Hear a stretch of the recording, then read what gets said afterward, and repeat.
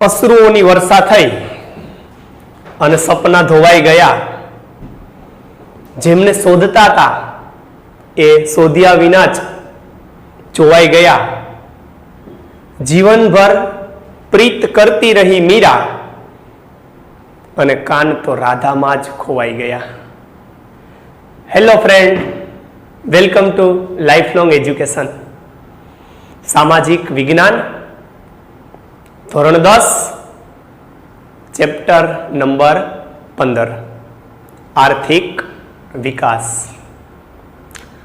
આપણે આના આગળના લેક્ચરની અંદર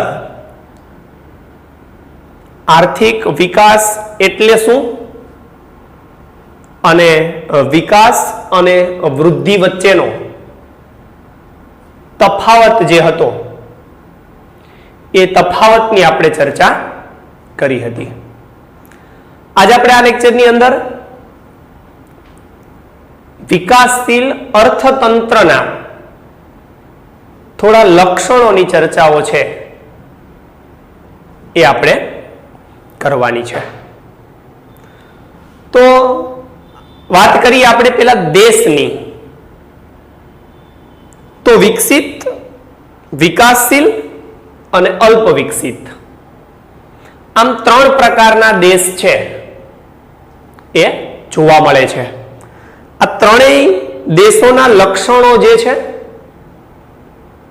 એ લક્ષણો અલગ અલગ જોવા મળે છે. વિકસિત દેશોની અંદર લક્ષણો અલગ હોય, વિકાસશીલ દેશોની અંદર લક્ષણો અલગ હોય અને અલ્પ વિકસિત દેશો છે તો આ અલ્પ વિકસિત દેશોની અંદર પણ લક્ષણો છે એ અલગ હોય છે. પહેલા આપણે જોઈએ કે આવકને આધારે કયો દેશ વિકસિત કહેવાય અને કયો દેશ વિકાસશીલ કહેવાય. તો વિદ્યાર્થી મિત્રો, જે દેશની આવક $735 કરતા વધારે હોય તો આવા દેશને તમે વિકસિત દેશ કહી શકો. જે દેશની આવક $735 કરતા કેવી હોય, વધારે, તો એવા દેશને આપણે વિકસિત દેશ કહી શકીએ. જે દેશની આવક $735 કરતા કેવી છે, ઓછી, તો આવા દેશને તમે વિકાસશીલ કહી શકો. બંને એમસીક્યુ માટે મોસ્ટ આઈએમપી ક્વેશ્ચન કે વિકસિત દેશ છે તો એની રાષ્ટ્રીય આવક કેટલી હોય છે, તો $735 કરતા વધારે. વિકાસશીલ દેશ છે તો એની આવક કેટલી હોય છે, $735 કરતા ઓછી આવક હોય. તો એવા દેશને આપણે વિકાસશીલ દેશ તરીકે ઓળખીએ છીએ. આજે આપણે આ વિકાસશીલ દેશ જે છે એના લક્ષણોની ચર્ચાઓ કરવાની છે. એટલે વિકાસશીલ અર્થતંત્રના લક્ષણો કે કેવા કેવા લક્ષણો છે એ વિકાસશીલ, વિકસતા દેશો ધરાવતા હોય છે. તો વિદ્યાર્થી મિત્રો, એમના 9 લક્ષણો આવની આપણે ચર્ચાઓ કરવાની છે. જેમના માટેનું એક સરસ મજાનું સૂત્ર મેં બનાવેલું છે. આવ બેગની કૃપા આદરી. આ એટલે આવકની વહેંચણીમાં અસમાનતા. વ એટલે વસ્તી વૃદ્ધિ. બે એટલે બેરોજગારી. ગ એટલે ગરીબી. ની એટલે નીચી માથાદીઠ આવક. કૃ એટલે કૃષિ ક્ષેત્ર પર અવલંબન. પા એટલે પાયાની અપર્યાપ્ત સુવિધાઓ. આ એટલે આંતરરાષ્ટ્રીય વ્યાપારનું સ્વરૂપ. અને દ્રિ એટલે દ્વિમુખી અર્થતંત્ર. તો સરસ મજાનું એક સૂત્ર, આવ બેગની કૃપા આદરી, જે વિકાસશીલ અર્થતંત્રના લક્ષણોની સમજૂતી આપણને આપે છે. જે વિદ્યાર્થી મિત્રો હવે આપણે દરેક લક્ષણનો થોડો વિગતે અભ્યાસ કરવાનો એક પ્રયત્ન કરશું. સૌથી પહેલું લક્ષણ આવકની વહેંચણીમાં અસમાનતા. વિકાસશીલ દેશ જે હોય ને આવા દેશોની અંદર જે રાષ્ટ્રીય આવક છે આપણી, એ રાષ્ટ્રીય આવકની વહેંચણી છે ને અસમાન હોય. સમાન વહેંચણી કોને કહેવાય? તો કે અમીરો અને ગરીબો આ બંનેને જો સરખું મળે તો સમાન વહેંચણી થાય. પરંતુ એકને વધારે મળે અને એકને ઓછું મળે રાષ્ટ્રીય આવકમાંથી હિસ્સો, તો સમજવાનું કે વહેંચણી કેવી છે? અસમાન છે. તો સેમ આપણા દેશની અંદર જે આવકની વહેંચણી છે એ અસમાન છે. તો જોઈએ તો વિકાસશીલ દેશોમાં આવક અને ઉત્પાદનના સાધનો બંને, જો આવક અને ઉત્પાદનના સાધનો આ બંનેની વહેંચણી હોય કેવી હોય? અસમાન હોય. હવે કેવી અસમાનતા હોય? તો કે આની અંદર અમીર લોકો છે ને એને વધારે મહત્વ આપવામાં આવે છે, એને રાષ્ટ્રીય આવકનો વધારે હિસ્સો આપવાનો, ઉત્પાદનના મોટા ભાગના સાધનો એના ફાળે ફાળવવાના, જ્યારે ગરીબ લોકોને આ બધામાં રાષ્ટ્રીય આવકમાં ઉત્પાદનના સાધનોમાં એની અવગણના કરવામાં આવે છે, એટલે એના ભાગે ઓછી આવક આવે છે. વાત કરીએ તો આવી અસમાનતા વિદ્યાર્થી મિત્રો ગ્રામીણ ક્ષેત્રમાં પણ તમને જોવા મળશે. સાથે સાથે શહેરો હોય તો શહેરોની અંદર પણ આવી અસમાનતાઓ છે એ જોવા મળશે, જેને આપણે આવકની અસમાનતાઓ કહીએ છીએ. એટલે કે દેશના 20% આપણા દેશમાં જે ધનિક લોકો છે તેને રાષ્ટ્રીય આવકનો 40% હિસ્સો પ્રાપ્ત થાય છે. સેમ દેશના 20% ગરીબ લોકો જે છે એમને રાષ્ટ્રીય આવકનો માત્ર 10% હિસ્સો થાય છે. અહીંયા 30%નો તફાવત જોવા મળે છે. તો અસમાન છે. સમાન હોય તો ધનિકોને 40% મળવા જોઈએ, તો ગરીબોને 40% મળવા જોઈએ, પરંતુ એ નથી. આવકની વહેંચણી કેવી છે? અસમાન છે. તો આની અંદર ધનિક છે એ ધનિક થતો જશે વિકાસશીલ દેશમાં, અને ગરીબ છે ને એ ધીમે ધીમે ધીમે ધીમે ધીમે ગરીબી રેખા નીચે આવતો જશે. તો વાત કરીએ તો આવક અને સંપત્તિ કેવા દેશોમાં? તો કે વિકાસશીલ દેશોમાં આવક અને સંપત્તિ ધનિકોના હાથમાં જ કેન્દ્રિત થયેલી હોય છે. વધારે સંપત્તિ વિકાસશીલ દેશોમાં ધનિક લોકો પાસે, વધારે આવક ધનિક લોકો પાસે. એટલે ધનિક લોકો આવક અને સંપત્તિ આ બંનેનું કેન્દ્રીયકરણ ધરાવે છે. તો સૌથી પહેલું લક્ષણ હતું કે જે આવકની વહેંચણીમાં અસમાનતા. બીજું લક્ષણ છે વસ્તી. જ્યાં વિદ્યાર્થી મિત્રો કોઈ પણ દેશના વિકાસમાં સૌથી અવરોધક પરિબળ હોય તો દેશની વસ્તી છે. સૌથી અડચણરૂપ જો કોઈ પરિબળ હોય તો એ દેશની વસ્તી છે. વિકાસશીલ રાષ્ટ્રની અંદર વસ્તી વધારે જોવા મળે છે.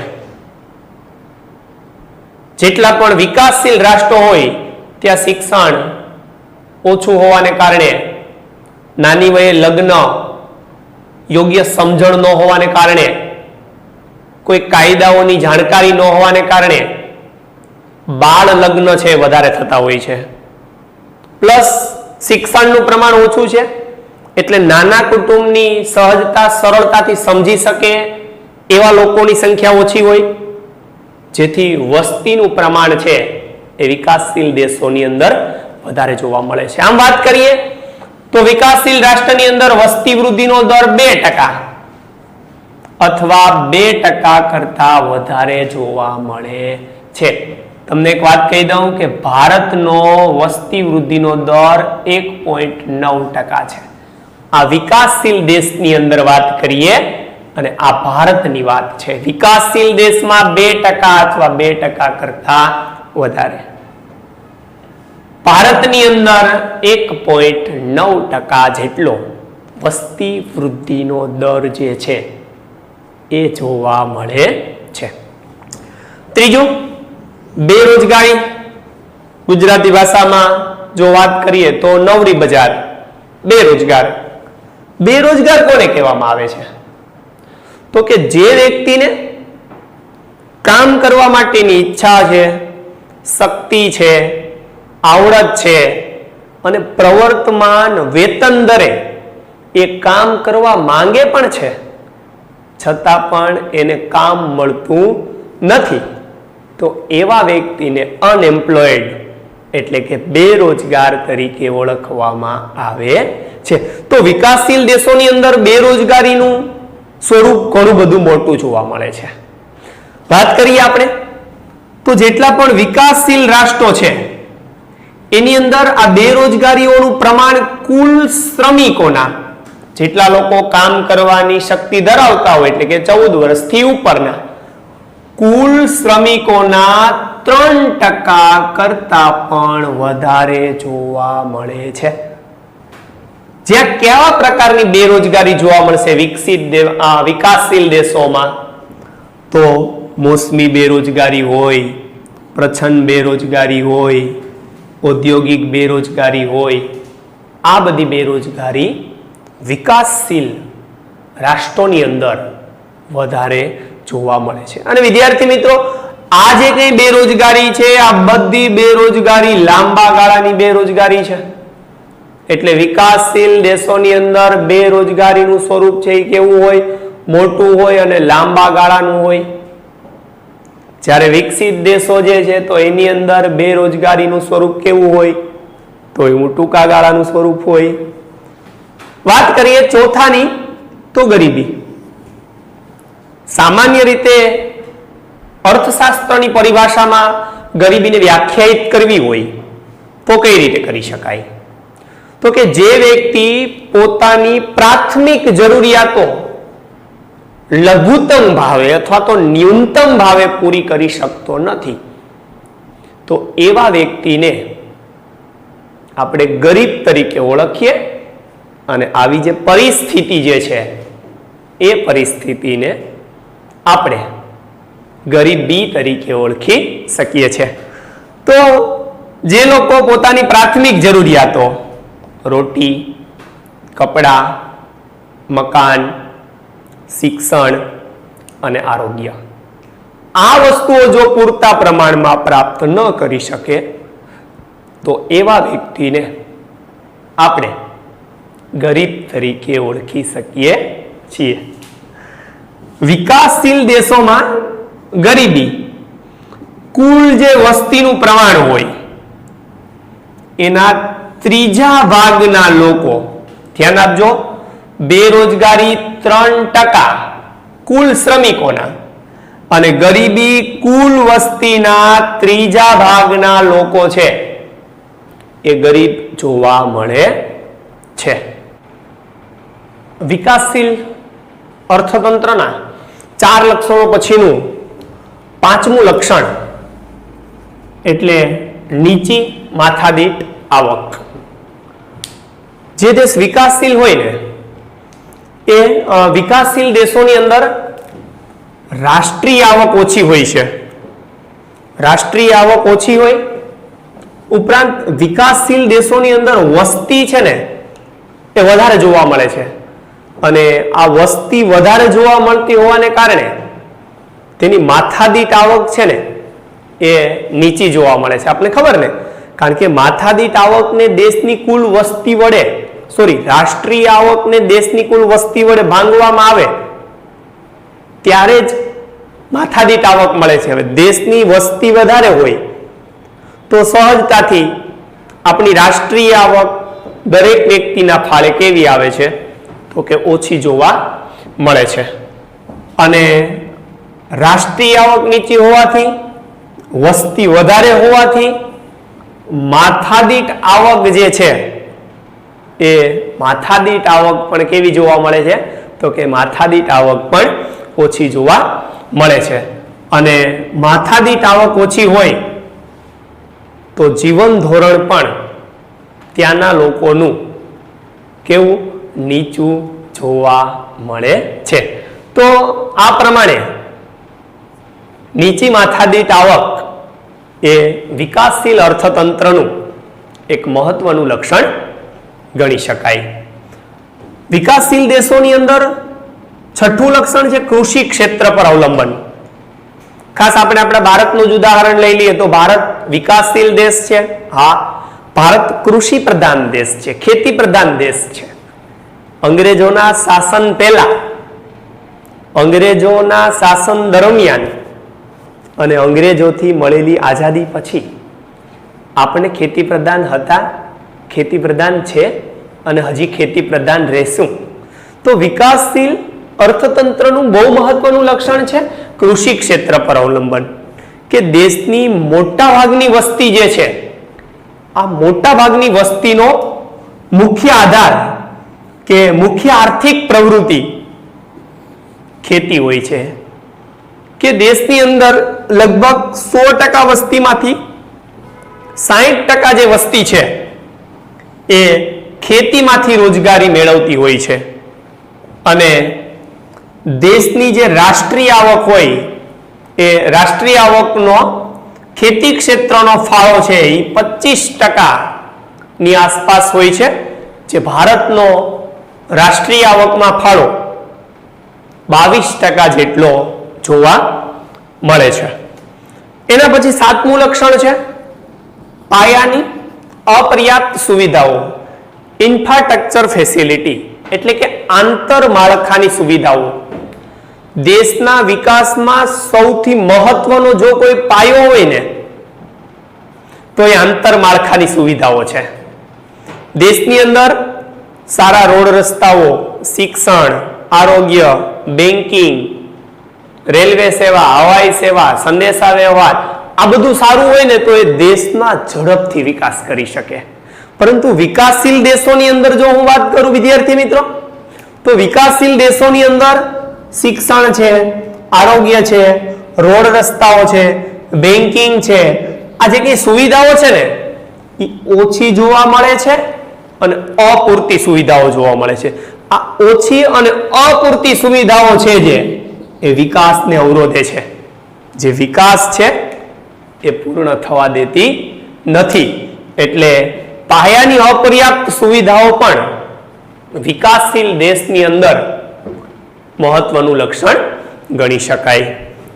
આઠમું લક્ષણ છે વિદ્યાર્થી મિત્રો આંતરરાષ્ટ્રીય વ્યાપારનું સ્વરૂપ. આમ જો વાત કરીએ તો વ્યાપારના બે પ્રકારો પડે છે, એક રાષ્ટ્રીય વ્યાપાર અને એક આંતરરાષ્ટ્રીય વ્યાપાર. રાષ્ટ્રીય વ્યાપાર કોને કહેવાય? તો કે જે વ્યાપાર દેશની સીમાની અંદર જ થતો હોય તો એવો વ્યાપાર જે છે તો આંતરિક વ્યાપાર કહેવાય. અને આંતરરાષ્ટ્રીય વ્યાપાર એટલે કે જે વ્યાપાર દેશની સીમાની બહાર થતો હોય. ભારત અમેરિકા સાથે વ્યાપાર કરે તો એ આંતરરાષ્ટ્રીય વ્યાપાર થયો કહેવાય. તો વ્યાપારના બે સ્વરૂપ. તો જ્યાં વિકાસશીલ દેશો હોય ને એ આંતરમાળખાની સુવિધાઓ ઓછી હોવાને કારણે, દેશનો વિકાસ ઓછો હોવાને કારણે એ મોટા ભાગની વસ્તુઓની આયાત કરતા હોય છે, જેથી આપણે જોઈએ એટલા પ્રમાણમાં નિકાસ કરી શકતા નથી. અને વિકાસશીલ દેશ કેવી વસ્તુઓની નિકાસ કરતા હોય તો કે કાચી વસ્તુઓની, અને કાચી વસ્તુઓના ભાવ વધારે મળતા નથી.